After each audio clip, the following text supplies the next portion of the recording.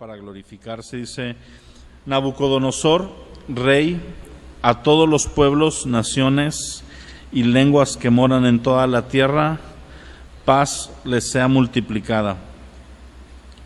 Dice: conviene que yo declare las señales y milagros que el Dios Altísimo ha hecho conmigo. Cuán grandes son sus señales y cuán potentes sus maravillas.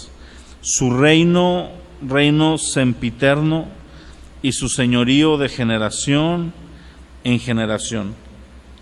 Les comentaba la clase pasada, o bueno, el estudio pasado, que Nabucodonosor es de esas personas que se quedaron en la orillita de la salvación. Muchos, de hecho, pues alegan que sí se convirtió al Señor. La verdad es que no tenemos registro de que haya permanecido, siempre eran como chispazos. Tenía este sueño que nadie le podía interpretar, Daniel se lo interpreta y alaba al Señor, pero en poco tiempo pone una estatua, demanda adoración para sí. Se salvan los 3 jóvenes de Babilonia, ¿verdad? Sadrach, Mesach y Abednego, y glorifica al Dios de ellos. Pero después se levanta y dice: no hay nadie en el cielo y en la tierra como yo.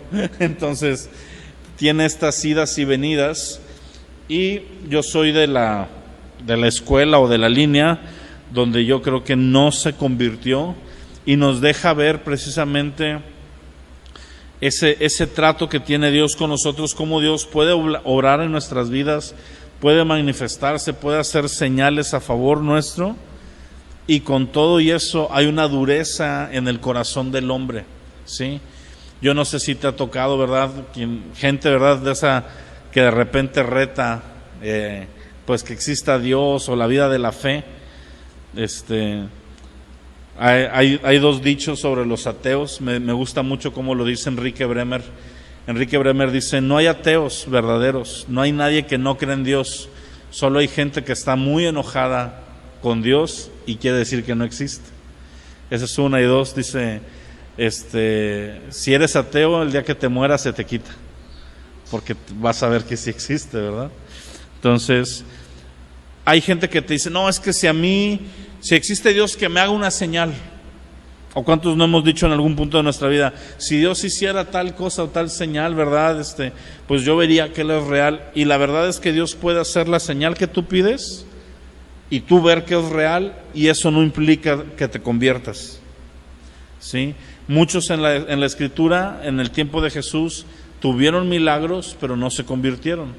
El ejemplo más claro es el de los 10 leprosos. Sana a 10 y solo uno regresa a darle las gracias. Mucha gente se llevó su milagro, mucha gente se llevó su sanidad, pero no había una conversión. Así que lo que más importa a la hora de relacionarnos con Dios es que haya una conversión en nuestro corazón. Y cuando hay una verdadera conversión en nuestro corazón, nos damos cuenta que Dios no tiene por qué hacer nada más de lo que ya ha hecho a nuestro favor. No está obligado. Sin embargo, tenemos un buen Dios, ¿verdad? Yo siempre les digo, este lado de la cara de la moneda, Él no está obligado, y pudiera pasar como decíamos el capítulo anterior, cuando los jóvenes le dicen al rey: Dios nos puede salvar, pero si no, de todas formas vamos a seguir adorándole, ¿verdad? Cuando nosotros tenemos la expectativa de que Dios haga algo y no lo hace, pero a pesar de eso seguir adorándolo, esa debe de ser nuestra esencia, nuestra fe. Pero también tenemos un buen Dios. O sea, no quiero que ustedes crezcan con la idea de Dios nunca va a hacer nada por mí porque no tiene por qué, porque Él es Dios como quiera. No, Él es bueno también, y también hace cosas a favor nuestro. Sin embargo, el énfasis que yo quiero hacer es que no porque Dios haga un milagro en la vida de alguien garantiza la salvación de esa persona. Así que nuestra oración siempre debe de ser a favor de los demás, que tengan un encuentro con Dios que les cambie la vida, que venga salvación a ellos, y en segunda medida que venga un milagro de ser necesario, ¿verdad? Siempre son bien recibidos. A mí me encantan los milagros, y me gusta cómo dice el rey, dice: conviene que yo declare las señales y milagros que el Dios Altísimo ha hecho conmigo. Y eso lo podemos aplicar a nuestra vida. Conviene que nosotros declaremos las señales y maravillas que Dios ha hecho con nosotros. Esto habla de una vida que continuamente está glorificando al Señor y está hablando de Dios, ¿verdad? Yo les decía hace muchos años, cuando recién comenzábamos la iglesia, que siempre es bueno que nosotros aprendamos a dar testimonio de lo que Dios ha hecho, y un testimonio se compone de 3 partes. Número 1, ¿quiénes somos antes de Cristo? ¿Verdad? Tú vas a ver al apóstol Pablo en el libro de Hechos que en 3 o 4 ocasiones cuenta su testimonio de cómo se convirtió, cómo se encontró con el Señor. Y cada uno de nosotros tenemos testimonios de salvación y también testimonios, historias, milagros, señales que han ocurrido. Y yo te recomiendo que seas una persona que continuamente esté hablando las maravillas de Dios. ¿Sabes por qué? Porque al primero que se les olvidan es a nosotros. A los primeros que se nos va la onda de lo que Dios ha hecho en nuestra vida es a nosotros. Pero cuando tenemos la buena costumbre de contarle a las demás personas lo que Dios ha hecho, es como que nos lo estamos recordando también a nosotros mismos, y viene fe, viene esperanza, viene una inyección. Casi siempre cuando me toca dar consejería, yo soy el que sale más bendecido después, porque me aviento unos consejazos, ¿verdad? Que digo, aplícalos para ti. O me salen esos que digo, ¿cómo se me ocurrió eso, verdad? Fue Dios el que habló en ese momento, y pues hay que apuntar y todo. Pero por un lado nos recuerda, ¿verdad?, lo que Dios hizo, pero por otro lado, un testimonio de lo que Dios hace es la puerta, escucha bien, es la puerta para un nuevo milagro. Cuando tú cuentas lo que Dios ya hizo en tu vida o en la vida de alguien más, se abre la puerta para que quien lo está escuchando se llene de fe y escuche lo que Dios ya ha hecho, y entonces pueda creer que Dios lo puede volver a hacer. Lo que Dios ya hizo, lo puede volver a hacer. Amén. Por eso cuando viene alguien, ¿verdad? Y normalmente me cuenta así que trae una broncota, trato de decirle, a ver, acuérdate de dónde te ha sacado ya el Señor, de las veces que ya lo hizo. Y aunque nos acordamos de eso, y la enseñanza es, si ya lo hizo, varias veces incluso, lo puede volver a hacer, lo puede volver a hacer. Y el testimonio abre esa puerta. Ahora, tal vez es una persona que nunca ha experimentado un milagro del Señor, pero el tú contar algo que se asemeje o que vaya de acuerdo al milagro que tal vez ocupa, tal vez viene alguien, no, es que estoy pasando por esta enfermedad, por ejemplo, ahorita no están, pero qué bueno, para que no piensen que le estoy tirando flores de más, ¿verdad? Pero cuando está Carlos y Magali en hospitales, cuando yo he ido, casi siempre, de hecho, no me acuerdo una sola vez que no mencionen, nosotros estuvimos exactamente como ustedes están, con nuestro hijo allá adentro, enfermo, ¿verdad? Carlitos nació con muchas complicaciones, pasaron mucho tiempo con él en el hospital. De hecho, de que él nació a que salió a la casa, a poder estar con nosotros en la casa, fue como 1 mes y medio, casi 2 meses, porque nació casi llegando a los 8 o 7 y cachito. Entonces, por eso es tan terco y tan obstinado el muchacho, ¿verdad? Peleó contra la vida y ganó, bueno, contra la muerte. Y entonces siempre cuentan ellos, nosotros teníamos un mal diagnóstico, literalmente, a lo mejor ustedes no todos lo saben, pero a mi hermana le dijeron, el doctor le dijo, bueno, si creen en algo o en alguien, pues hagan lo que tengan que hacer, ¿verdad?, para entregar a este muchacho en paz.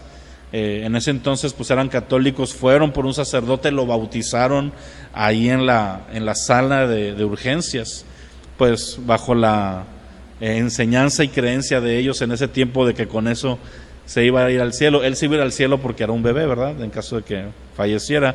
Pero a ese punto llegaron, ¿no? Y donde, bueno, no sabemos si pase la noche, ¿verdad?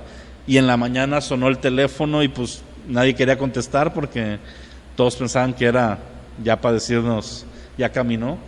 Y no, contestó Carlos, pues el papá tuvo que contestar.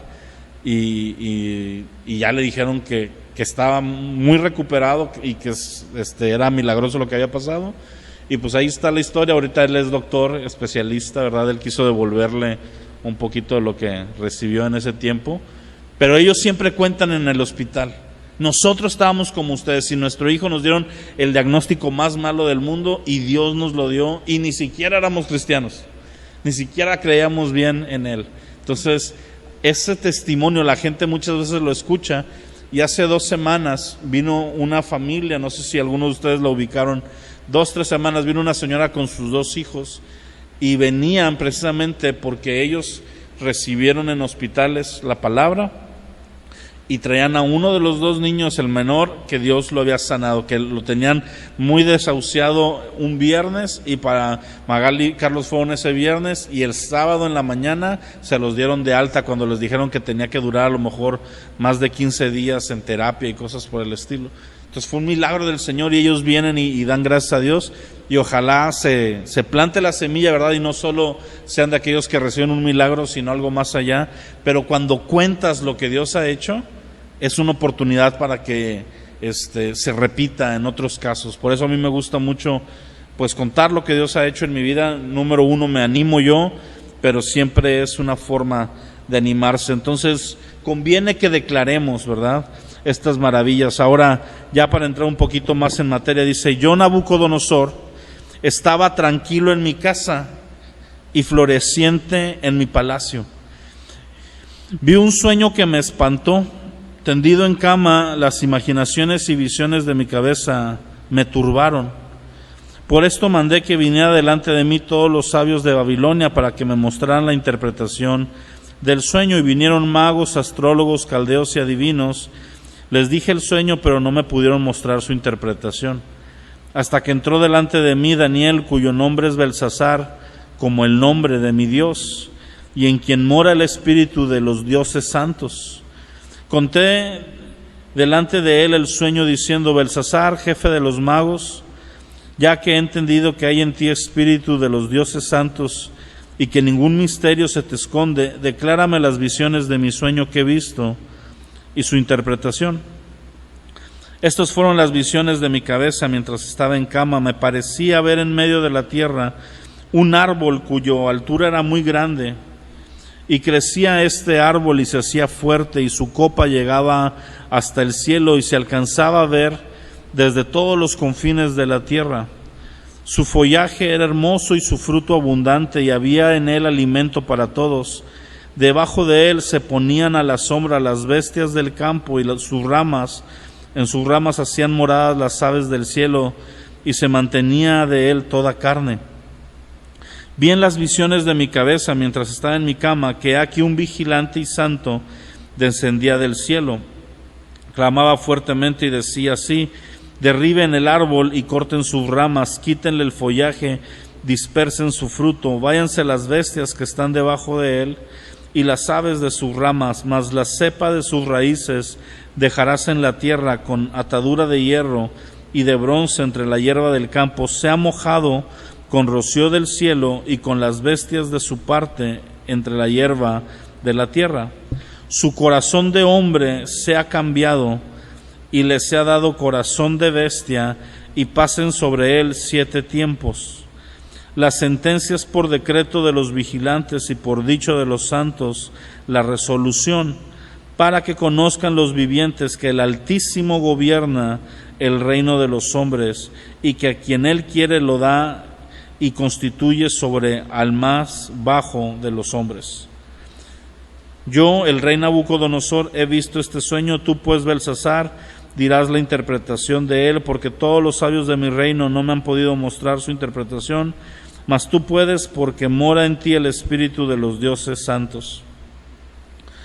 Entonces Daniel, cuyo nombre era Belsasar, quedó atónito casi una hora, sus pensamientos se turbaban, y el rey habló a Belsasar: no te turben ni el sueño ni su interpretación. Belsasar respondió: Señor mío, el sueño es para tus enemigos, su interpretación para los que el mal te quieren. El árbol que viste que crecía, que se hacía fuerte, y cuya copa llegaba hasta el cielo y se veía desde todos los confines de la tierra, cuyo follaje era hermoso y su fruto abundante, y en el que ahí había alimento para todos, debajo del cual moraban bestias del campo, y en cuyas ramas anidaban las aves del cielo.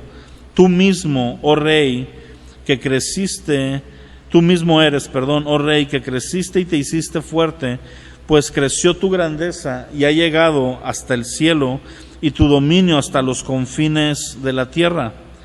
Y en cuanto a lo que vio el rey, un vigilante y santo que descendía del cielo y decía: corten el árbol y destrúyanlo, mas la cepa de sus raíces dejarás en la tierra con atadura de hierro y de bronce en la hierba del campo, y sea mojado con el rocío del cielo, y con las bestias del campo sea su parte hasta que pasen por él 7 tiempos. Esta es la interpretación, oh rey, y la sentencia del Altísimo, que ha venido sobre mi señor el rey.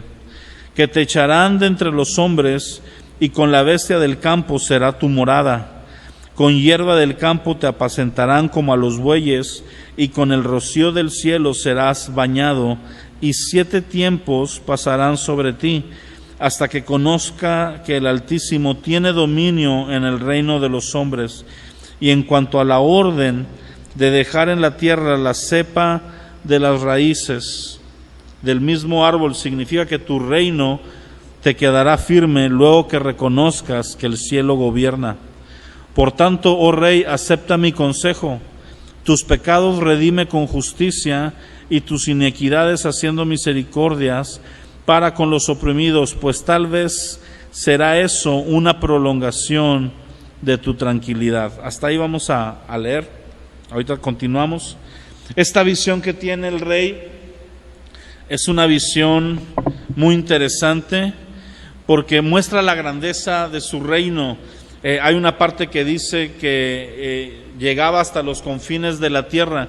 Cuando tú estudias la historia, el reino de Babilonia en ese tiempo llegó a todo lo que era la tierra conocida en ese entonces, ¿verdad? Obviamente para ese entonces no conocían América y no conocían gran parte de Asia y gran parte de India. El mundo conocido se centraba mayormente en lo que era Europa, Asia Menor y principios ahí por más o menos de India. De hecho, parte de lo que le dio la conquista a Alejandro Magno es que incursionó en India y trajo guerreros y tecnología desde allá, elefantes y todas estas cosas. Y podemos ver que en el caso de Nabucodonosor se cumplía la profecía al 100%, y la profecía era, número 1, señalar que su reino estaba bendecido, por así decirlo, no tanto bendecido en el sentido de que Dios le dio, pero Dios le permitió llegar a ese punto. Parte de eso fue por juicio a Israel, lo vimos en su momento. Dios le había dicho a Israel: arrepiéntate, porque si no va a venir un reino y te va a llevar. Y el crecimiento de este reino y la grandeza de este reino es una consecuencia gran parte de lo que es el no arrepentimiento de Israel.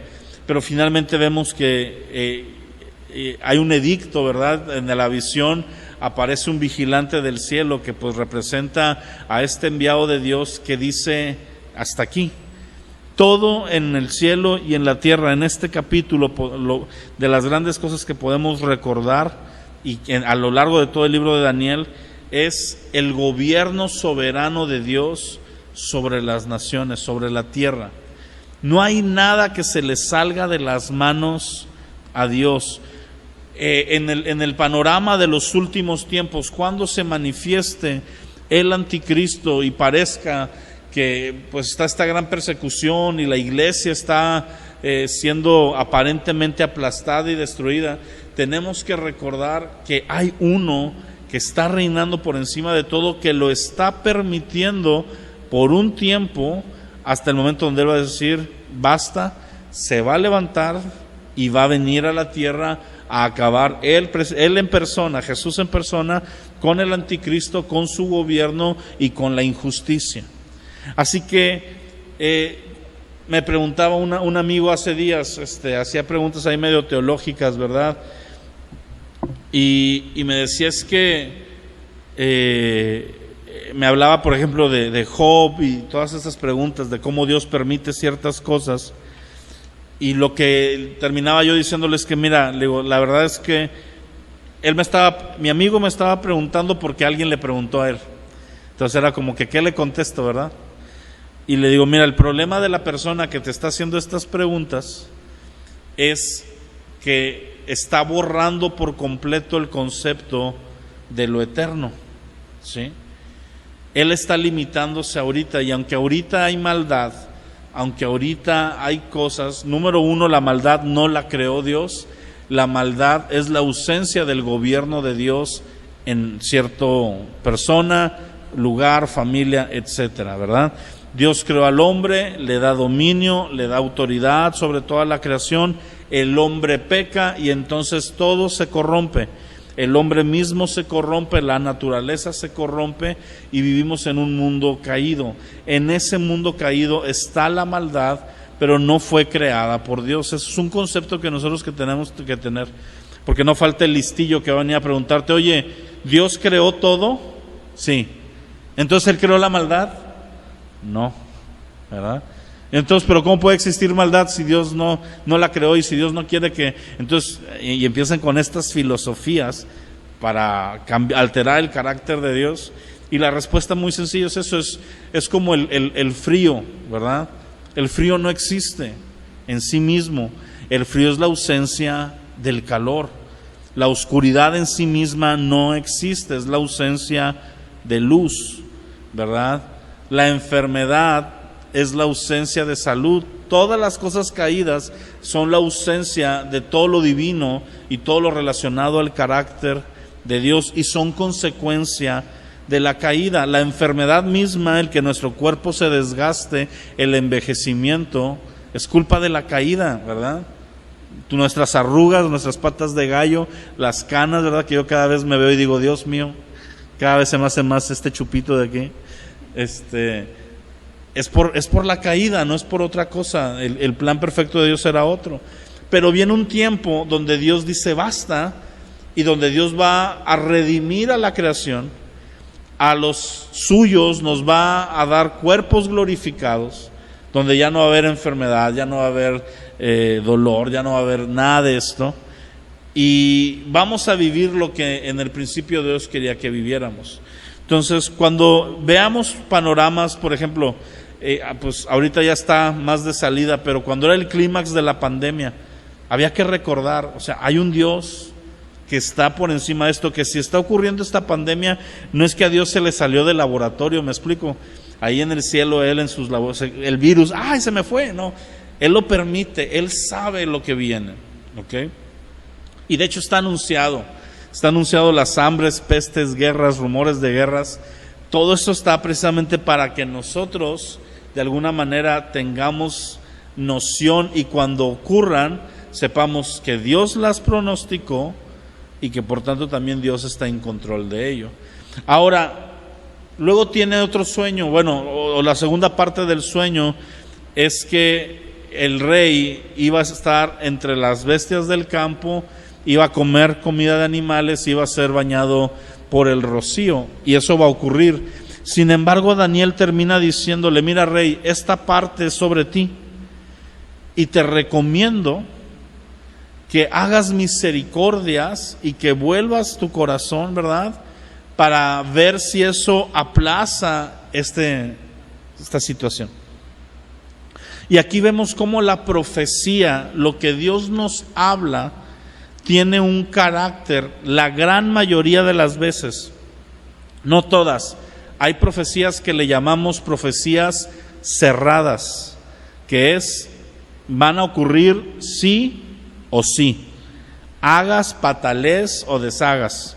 Ejemplo de una profecía cerrada, la primera venida de Cristo, la segunda venida de Cristo, el surgimiento del anticristo, el imperio del anticristo, la gran persecución, etcétera.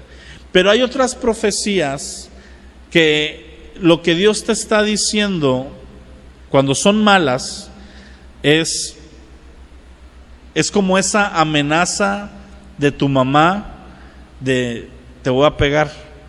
Todavía no te estoy pegando, pero te voy a pegar. ¿Pero por qué te voy a pegar? Si sigues haciendo lo que estás haciendo. ¿Sí? Decía mi mamá, sobre aviso no hay engaño, ¿verdad? Ya después de que avisó, pues ahora sí, ejecuta. Pero normalmente amenazan, ¿verdad? La mayoría hay unas que se exasperan y luego lo atacan, pero bueno, eso ya es otra historia, no me voy a meter ahí.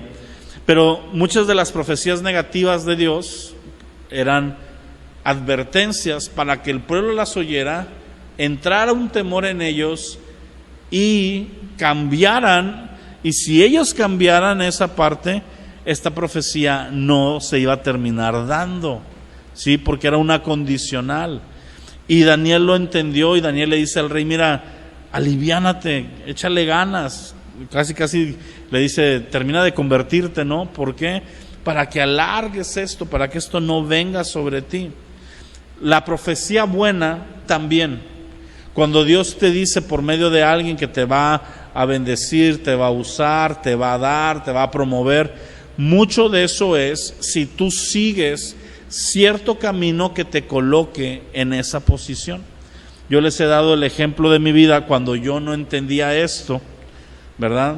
Por eso siempre trato de remarcarlo, porque yo pasé un tiempo donde no lo entendía así, y yo pensaba que cuando Dios te profetizaba, pues se iba a cumplir sí o sí, porque te lo dijo, y porque la Biblia dice que Dios no es hombre para mentir, ni hijo de hombre para arrepentirse, ¿no?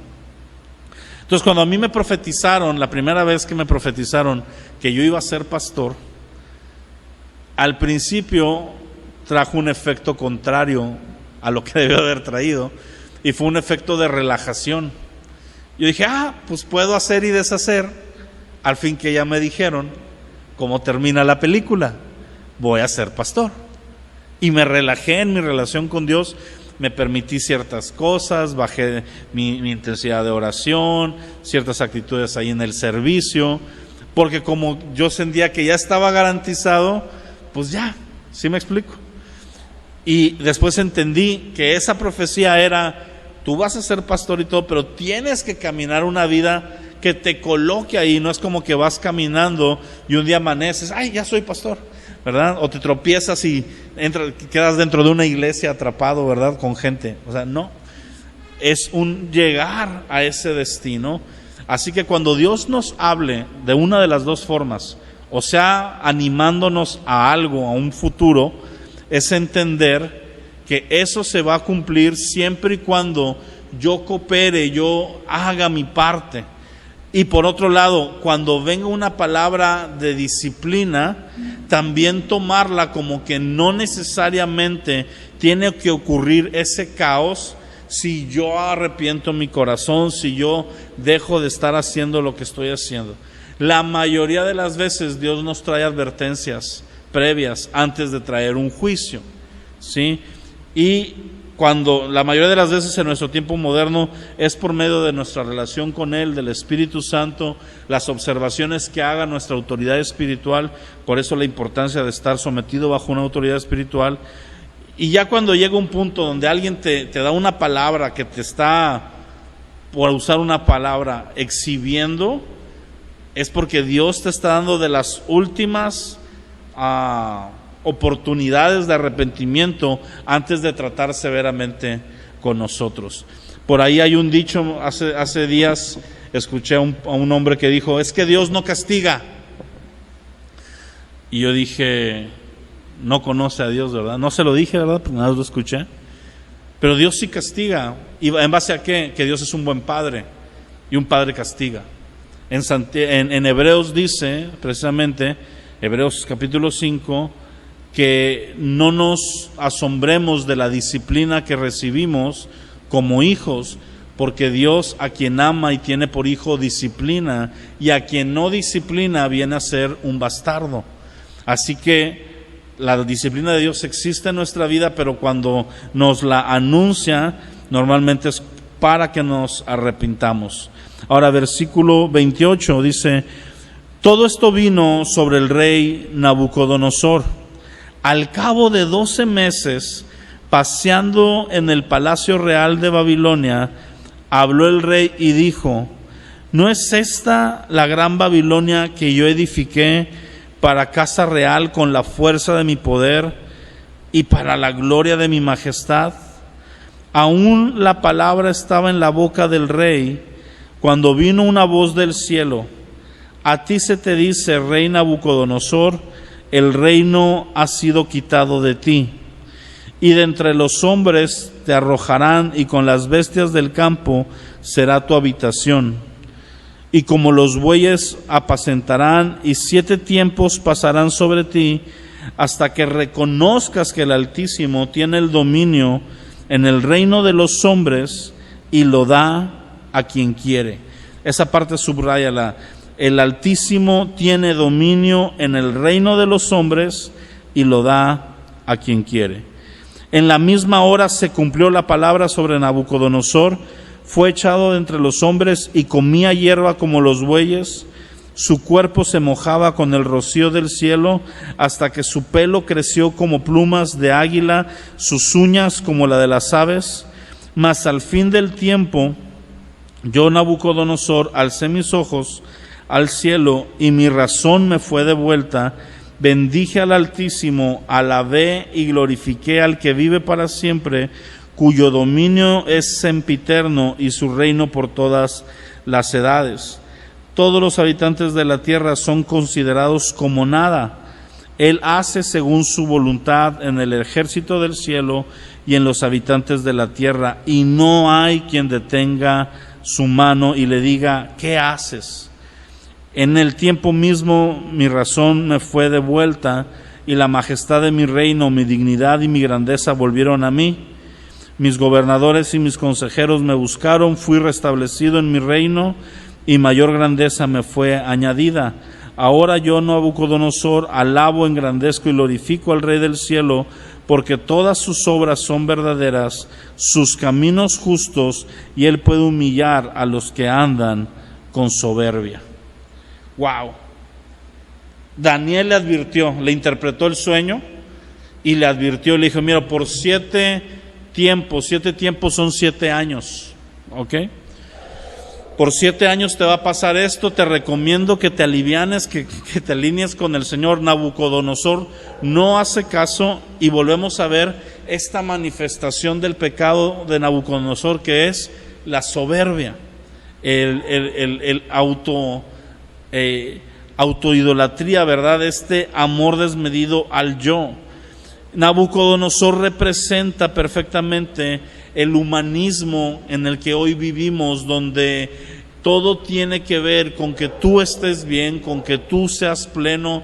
Aún iglesias han volcado su mensaje del evangelio a las partes de la prosperidad, creando este excesivo evangelio de la prosperidad, donde desbalanceamos una parte de la verdad, porque ciertamente Dios promete prosperidad, mas no bajo los términos de la prosperidad del mundo. ¿Ok?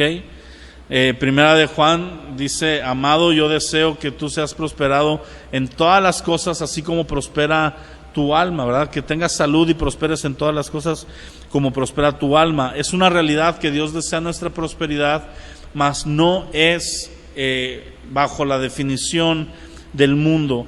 Y Nabucodonosor lo que hizo fue exaltarse y decir: yo creé este imperio, yo hice todo esto y yo gobierno y no hay nadie como yo. Y en ese momento viene la sentencia del Señor y le dice: ¿sabes qué? Te voy a humillar. ¿Por qué? Dice la palabra: Dios resiste a los soberbios, pero le da gracia a los humildes. Y eso nos tiene que confrontar a nosotros, de continuamente buscar tener un corazón contrito y humillado, porque las promesas de Dios son para ese corazón, ¿sí? En Isaías dice que el Altísimo, ¿verdad?, el Santo de Israel, aviva y renueva el corazón contrito y humillado, ¿verdad? Luego dice que el corazón contrito y humillado no lo despreciaré yo. Y de la misma manera las bienaventuranzas, la primer bienaventuranza es para los pobres en espíritus, aquellos humildes, aquellos que reconocen que no tienen nada delante de Dios. Esa es la clave de la humildad, reconocer quién es Dios y quiénes somos nosotros, no bajo una directiva de menosprecio y de, ¿cómo te diré?, de baja autoestima. No, tú puedes tener una perfecta autoestima reconociendo tu pequeñez delante de Dios. No se trata de una falsa humildad, no se trata de autocolocarnos en una posición donde no creemos estar, sino que en nuestro corazón esté la humildad de entender estas cosas. Número uno, que nada somos sin Cristo. Jesús le dijo a sus discípulos en la parábola de la vid, en Juan 15, separados de mí, nada puedes hacer. Y eso tiene que ser una revelación y un entendimiento para nosotros, de entenderlo completamente, porque nuestra tendencia es a hacer cosas sin estar ligados a Dios y después pedir la intervención de Dios en lo que estamos haciendo, cuando lo que debemos de hacer realmente tendría que ser el resultado de estar ligados a Dios y que fluyera como un fruto natural. Son dos cosas distintas. Cuando tú estás tan ligado con el Señor que produces fruto, por eso en Juan 15 dice, ustedes son los pámpanos, yo soy el labrador y ustedes dan fruto, y el que no dé fruto lo voy a cortar, voy a tratar con él, voy a podarlo, porque en esto es glorificado mi Padre, en que den mucho fruto y vuestro fruto permanezca. Cuando tú y yo hablamos de fruto en nuestro pensamiento moderno, casi siempre tiene que ver con cosas visibles, casi siempre tiene que ver con números o con cosas. Por ejemplo, la mayoría de nosotros el día de hoy medimos el éxito de una iglesia conforme a la cantidad de miembros que tiene, o al éxito que tiene, o al renombre que tiene, o cuántas iglesias más han salido de ahí, o si la gente la conoce. Sin embargo, el fruto que el Señor pide de nosotros es este carácter que sale de una forma natural, no forzada, porque el fruto nunca es forzado. Tú nunca vas a ver un árbol esforzarse para que le salga una manzana o un limón, dependiendo de lo que sea. Nunca has oído un árbol pujar, ¿verdad? Para que salga el fruto. El fruto sale de una forma natural, porque está ligada esa rama a la raíz y porque está siendo alimentado. Cuando tú y yo ligamos nuestra vida a Cristo y estamos en una relación natural con Él, va a empezar a haber fruto natural. De repente te vas a dar cuenta que ya no eres igual que antes. Esa vez que dices, chis, normalmente no habría hecho esto, normalmente hubiera reaccionado de esta otra manera. Ahí es cuando estás viendo fruto. Cuando tienes que controlar lo que tú quieres hacer para no hacerlo, es parte de un dominio propio, pero no está fluyendo aún el fruto, estás bajo disciplina propia.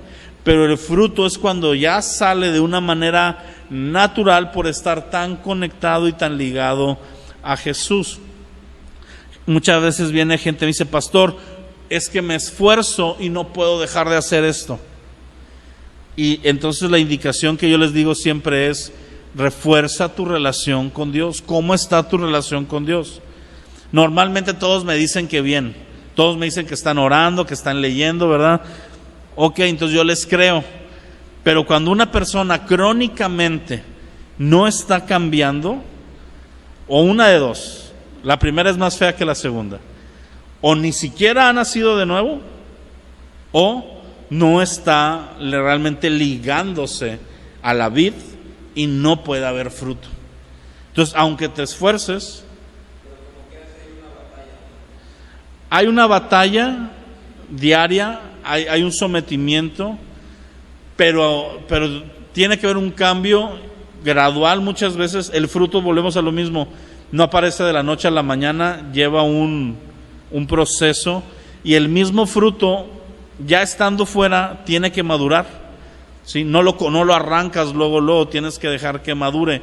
En ese proceso está esa batalla en la que estamos muchas veces, contra el pecado, contra muchas cosas. El problema es cuando no hay ningún cambio, y muchas veces ni siquiera hay esa batalla. ¿Sí me explico? Ni siquiera estás en esa, nada más te reconoces que no puedes esa parte, y es cuando muchas veces te digo, una de las raíces es que puede ser que ni siquiera haya nacido de nuevo. Hay gente que viene a una consejería y se le tiene que guiar a entender el evangelio, porque a lo mejor empezó a ir a la iglesia, pero no nació de nuevo. ¿Sí me explico? No, nunca hizo una decisión por Cristo, hizo una oración, a lo mejor le dijeron repite esta oración, pero no había un entendimiento y no había una fe operando, y pues no nació de nuevo. Entonces a esa persona le va a ser imposible vivir bajo lo que es la palabra, vivir bajo es más, ni siquiera hay un deseo por buscar a Dios, ¿no? Vienen porque saben que tienen que, vienen porque saben que es bueno, que les va a dar algo bueno, pero no hay un deseo de buscar a Dios, no hay un amor por la palabra, no hay un hambre por la palabra. Y luego está la otra parte, la parte donde sí nacieron de nuevo, pero son inmaduros por no haber pasado tiempo ligado a la vid. ¿Ok? Entonces Nabucodonosor viene y cae, y Dios permite esa caída, Dios la causa hasta cierto punto para provocar en él la humildad. Ahorita te decía ese versículo, Dios resiste a los soberbios. A mí ese versículo me causa pánico, porque si yo me encuentro soberbio, Dios me va a resistir. Y yo prefiero pelear contra el diablo y sus huestes y hacer guerra espiritual a tener a Dios resistiéndome. Imagínate Dios resistiendo tu vida. De hecho, le comentaba ahorita a Bárbara que ese pecado fue ese de Satanás, donde se exaltó a sí mismo, ¿no? Y quiso ser reconocido. Así es. La soberbia tiene esa raíz. Y la soberbia en nuestra vida es más habitual de lo que pensamos. Te voy a dar ejemplos de soberbia bien prácticos. Cuando lees un consejo en la Escritura y no lo aplicas, ahí hay soberbia en nuestro corazón. Porque estoy leyendo una verdad y no estoy dispuesto a ponerla en mi vida. Eso me dice que yo creo poder gobernar mi vida mejor que la forma en la que Dios indica. Y peor, el siguiente grado, porque es como por grados, cuando ya buscamos cómo justificar el que no lo estamos haciendo. ¿Sí? No, es que aquí dice que, no sé, vamos a poner un ejemplo de finanzas. Y no quiero diezmar, no quiero ofrendar, no quiero ser un dador. Voy a buscar, no, es que ya no estamos bajo la ley, estamos bajo la gracia, y el diezmo era de antes, y en el Nuevo Testamento no ves que se pida diezmo, y empiezas con toda una revoltura. Normalmente la gente que se avienta esa revoltura es la gente que no está dando. El que sí está dando no se preocupa por si está dando de más. ¿Sí me explico? Aquel que tiene el corazón de dar nunca se preocupa si está dando de más, porque entendemos que nunca hay de más. Cuando tú tratas con Dios, nunca hay más de parte tuya, nunca hay una exageración, porque Él es digno de todo, de lo máximo. Entonces cuando yo digo, es que, o viene una persona, el que se acaba de convertir, típico joven, le está echando ganas y empieza a ir a la iglesia, y una vez vinieron unos papás conmigo y me dijeron, es que nos preocupa porque este muchacho como que está exagerando en esto de Dios. Y pues se toparon con otro loco, ¿verdad? Se fueron, no escucharon lo que querían en la consejería. Y le dije, ¿cómo exagerando? Sí, pues para todo habla de Dios, está leyendo mucho, ya no quiere salir con sus amigos con los que antes salía. Y yo me quedé así, a ver, señora y señor, usted sabe lo que hacía su hijo cuando salía con esos amigos. Sí, pues sí, ¿verdad? Yo sé que tomaba, él nunca nos enseñó, ¿verdad? Pero pues, y a usted le molesta, le está incomodando que su hijo ya no vaya y tome y se quede leyendo la Biblia. ¿En serio? ¿Ese es su problema? ¿Esa es su molestia? O sea, yo me quedé así como que... ¿Sabes cuál es la molestia? Que ese joven se está dejando gobernar por Dios antes que por ellos. El joven tristemente después se alejó del Señor porque tuvo demasiada oposición, que no es justificante porque todos hemos tenido oposición, pero sus padres le estorbaron. En otro caso, parecido a este joven, bueno, pero estos, para terminar con estos padres, llegaron, es que está exagerando, y me dijeron, todo en exceso es malo, hasta el agua en exceso lo ahoga. Le dije, ok, pero mire, ese dicho se lo tomo para las cosas del mundo, pero nunca va a haber un exceso de Dios. Nunca va a ser un punto donde Dios, me estoy metiendo tanto con Dios que me va a hacer mal. Al contrario, cada vez que me meto más con Dios, dejo de ser quien yo soy y me parezco más a Cristo. Entonces, como que se molestaron, ¿verdad? Me dijo, no, pues ya sabemos por qué nuestro hijo está así, y dice, bueno, está bueno. ¿Y cómo funciona aquí el mandamiento? Honra a tu padre y tu madre. Porque la honra es una cosa y la obediencia es otra. O sea, él puede honrar a sus papás. De hecho, él no estaba deshonrando a sus papás. Él nada más no estaba yendo a tomar con sus amigos. La honra es atribuirle honor y un trato especial y de honra a la persona. Entonces, la soberbia con la que Nabucodonosor creció lo llevó a ese trato que no queremos tener nadie de nosotros, pero que Dios puede llevarnos en una disciplina de hijos a pasarnos por una humillación. No humillación como la entendemos nosotros, sino simplemente cuando nos corta cosas. Ha habido veces que viene gente a orar, a pedirme consejo, una mujer por ejemplo, que su esposo enloqueció, así de repente medio yo uso esta palabra no literal, pero casi se endemonió, ¿no? Donde dejó de venir a la iglesia, de asistir a la iglesia y luego ya prohibir, etcétera, etcétera. Y yo le aconsejaba esto, no sé si lo hizo, creo que nunca lo hizo, pero yo decía, ora por tu marido, que Dios lo quebrante. Esa es la mejor oración que puedes hacer, que Dios lo quebrante. Es que empezó un negocio y empezó a prosperar su negocio y ahora está bien crecido y él dice que pues el negocio es por él, que Dios nunca lo había ayudado y que él ahora lo logró llevar y papá. Yo dije, ora que Dios le toque el negocio.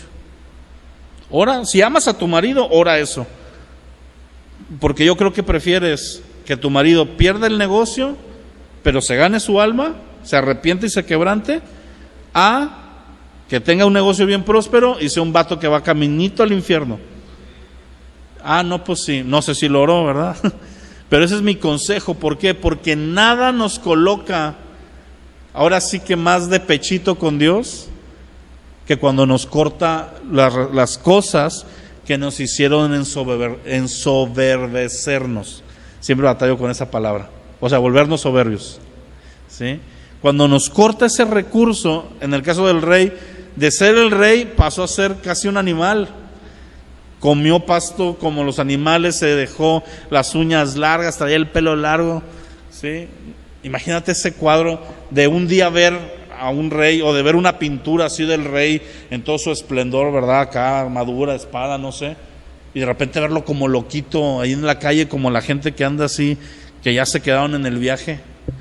Y en medio de eso, el tiempo que Dios señaló, los 7 años, que 7 años son muy simbólicos, en el sentido de que el número 7 significa la plenitud o la totalidad. Y aquí podemos aplicarlo, o sea, literalmente pasaron 7 años, pero se puede aplicar que fue el tiempo completo en el que tardó en su corazón en ablandarse, hasta que llegó a la plenitud de ese ablandarse y reconocer el rey que había un Dios. Y me encanta esa parte donde dice que gobierna el reino de los hombres. Porque nosotros entendemos, o ellos entendían, como el reino de la tierra y el reino del cielo, como dos cosas separadas. Y tenemos que entender que nuestro Dios gobierna todo. Hay una frase que mucha gente le asusta, te la voy a decir bajo el contexto correcto, pero Dios es rey aún en el infierno. O sea, no es que Satanás sea el rey del infierno, del inframundo, y como en los griegos, ¿verdad? Hades gobierna el inframundo, Zeus la tierra y Poseidón el mar. Y no, hay uno por encima de todo. De hecho, la Biblia enseña que el Hades, el Tártaro y lo que es el abismo, el Tártaro y lo que es el agua de fuego están al servicio del Señor. Incluso en Apocalipsis y en Isaías dice que la muerte, el abismo y la muerte van a ser echadas al agua de fuego. Así es. O sea, al final de cuentas mucha gente piensa que el infierno es el dominio de Satanás, pero es el castigo para Satanás y los injustos. Yo no voy a estar ahí ni ustedes, gloria a Dios, pero es eso. Ok, no sabría decirte. Pues este capítulo termina como exaltándolo, pero después supuestamente se vuelve a agarrar monte, porque él siempre vivió estas altas y bajas. Y si no sé dónde va a estar Salomón. Es que mira, es muy aventurado decir quién sí, quién no, nosotros. Porque va a haber gente que ellos piensan que sí van a estar, y Jesús les va a decir, no te conocí, compa, no sé quién eres. Aso, ¿verdad? Sí, los que tú no das un peso por ellos, ahí van a estar. Pero bueno, entonces, sería por esta parte todo. Terminamos nada más recordando el énfasis de este capítulo es el gobierno de Dios por encima de todas las cosas. Después de esto vamos a ver, aquí se acaba el reinado de Nabucodonosor y va a entrar el reinado de Belsasar. Eso ya empieza en el capítulo 5 de Daniel. Y en el capítulo 6 empieza toda la profetidera machín. Pero el capítulo 5 también está muy padre, a mí me gusta mucho. Es cuando escribe una mano en la pared. Entonces vamos a orar. Padre, gracias por este tiempo, por esta noche, Señor. Gracias por tu palabra, Señor. No permitas en nosotros un corazón soberbio, Señor. Señálanos la soberbia, señálanos cuando queremos ser independientes de ti, Señor. Es tan fácil en nuestra humanidad un momento no tomarte en cuenta para algo, pero permítenos ser 100% dependientes de ti, que podemos hacer así de humildes como Jesús, que no vino para ser servido, sino para servir. Esa humildad donde Él decía, yo no hago y no hablo, mas lo que veo a mi Padre hablar y hacer. Que esa sea nuestra humildad, Señor, de no creernos lo suficientemente grandes para tomar nuestras propias decisiones, sino estar sometidos a ti, Señor, a tu gobierno. Y si nos hemos encontrado soberbios en algún momento, ten gracia y misericordia para nosotros, Señor. Perdónanos y estórbanos a no llegar a ese punto. Y si algún día llegáramos a ese punto, Señor, con todo mi corazón te digo, quebrántanos a tiempo para que no se pierda nuestra alma. En el nombre de Cristo Jesús. Amén.